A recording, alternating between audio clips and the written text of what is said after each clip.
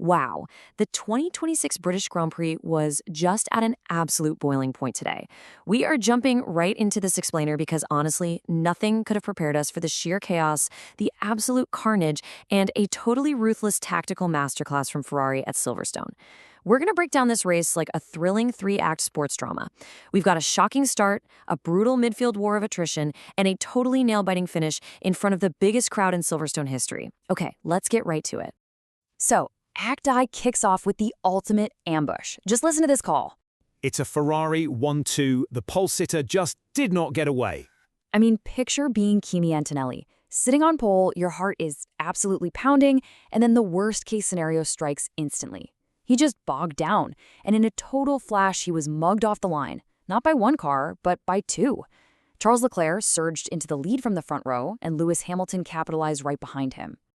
Now, you really have to process the pure shockwave of this moment for the 2026 season. Seeing Lewis Hamilton in Ferrari red, surging alongside his teammate Charles Leclerc to form an immediate 1-2 at the front of the pack, it's surreal. And the early pressure this put on the Mercedes garage was immense. Antonelli suddenly finds himself slipping backward, forced into a desperate defense against his own teammate, George Russell. Ferrari played an incredibly aggressive team game off the line, and in literally seconds, they completely rewrote the script for the entire race. Let's map out the early carnage, because the chaos definitely did not stop at the start. While the Ferrari soared, absolute bedlam was breaking out behind them. Barely 15 seconds after lights out, there's a massive tank slapper through turn 1 that completely unsettles the midfield. And that instability perfectly set the stage for Alex Albon and Ollie Bearman to violently tangle heading into Brooklands just moments later. Cars were tumbling down the order with front wing damage everywhere. And to cap off an utterly insane first 2 minutes, Hamilton gets slapped with a gut punch of a 5-second penalty for moving before the lights. Right, so that penalty completely upends the strategic landscape and sparks some serious friction over the radio. Hamilton was absolutely adamant his rubber was fine, telling the pit wall, box, my tires are still good. But Ferrari? They weren't taking any chances. They overruled him, called him in for fresh tires, and forced him to serve that agonizing penalty. I mean, in a race this tight, sitting motionless in the pit box for 5 seconds feels like an absolute eternity. But that dramatic shuffle throws us right into our second act, the high-speed mid-race battles. Well, this set up an unbelievable wheel-to-wheel dogfight between Hamilton and George Russell. While Hamilton was on an absolute tear, coming out roaring and just bullying his way past Lando Norris into Cop's corner, Russell was fighting a really desperate losing battle. He was trying to defend against a relentless Ferrari while actively managing a slow right rear puncture. Hamilton kept his foot pinned, going side by side through the lightning-fast maggot section. It was a total masterclass in how to ruthlessly exploit an opponent's wounded car. You genuinely have to wonder if Hamilton found some anti-aging pills out there because he absolutely turned back the clock today. Pushing his Ferrari to the absolute ragged edge, he hunted down his old rival Max Verstappen. Max was struggling with his own rear grip issues, and Hamilton just got right up into his gearbox.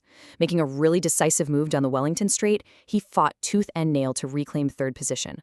Honestly, it was a vintage high-energy performance at his home race. But, pushing those limits at Silverstone comes with brutal consequences. Hit that harsh curb on the exit of Cop's corner a little too hard, and the violent impact will fundamentally break the left-hand side of your car. Before you even know what's happening, you're just a passenger spinning helplessly off the track and plummeting straight into the gravel trap at Stowe. And if that isn't enough, imagine trying to wrangle that shattered car only to get hit with a controversial track limits penalty to add insult to injury.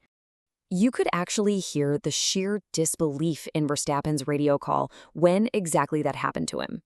Beached in the gravel at Stowe, he furiously keyed his mic. "That's a joke, mate. The car was broken."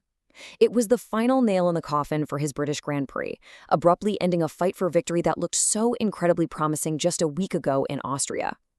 His exit into the gravel triggered a full safety car, compressing the pack and setting the absolute perfect stage for our final act. So behind that safety car, the pressure resting on the shoulders of race leader Charles Leclerc was completely suffocating. Just look at the brutal string of races he had to endure leading up to this exact moment.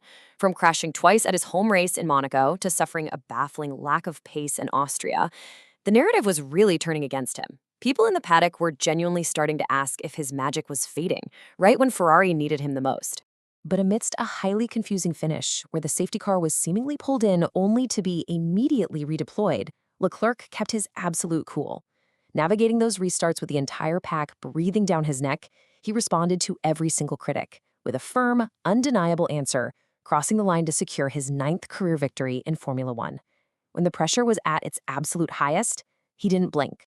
When the dust finally settled, we were looking at a true Scarlet masterclass. Charles Leclerc takes the top step for Ferrari. George Russell, somehow miraculously surviving that slow puncture and a chaotic pit stop cycle, dragged his wounded Mercedes across the line in second to limit his championship damage.